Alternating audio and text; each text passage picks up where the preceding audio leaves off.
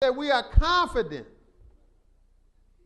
We are confident, I say, and willing rather. They mess this up, absent from the body. They want to be right with the Lord. Now, you're not going to be immediately present with the Lord, but yeah, that's your next step. When you die in this body, you ain't going to know nothing else until the next moment you stand before the Lord, and hopefully you on the right side.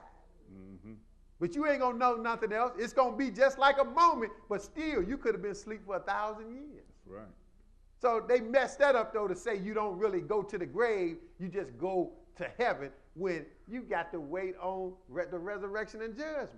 Mm-hmm. So he said, we are willing, rather, to be what? Absent from the body. Go ahead. And to be present with the Lord. And to be present with the Lord.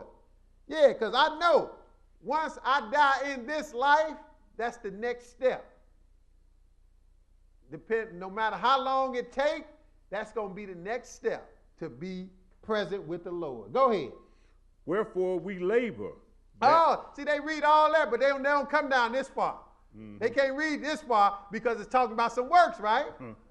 And they just want to walk by faith and not by sight. Mm-hmm. But now he's telling you what kind of faith you got. Faith without works is dead. So therefore, since we walking by faith, look, I'm walking by faith because I ain't never seen the Lord. I ain't never seen the Lord. He ain't even never talked to me in my ear. But I still got faith in him. Can you cut it off yet? So he said, verse 9.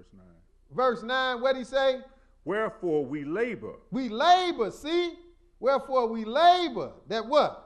That whether present or absent, we may be accepted of him. See, that whether present or absent, we may be accepted of him. So we laboring.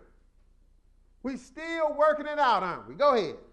For we must all appear before the judgment seat of Christ. See, and just in case you say, well, I don't really think that means that, well, he gave you a little something to put on your mind. You're going to appear before the judgment seat of Christ, and you're going to have to explain why you didn't think it meant that. Because you're going to appear. That's the same thing Solomon said, the same thing. He said, the whole duty of man is to fear God and keep his commandments, for God shall bring every work into judgment, didn't he? That's right. Go ahead. That everyone may receive the things done in his body. Uh-huh.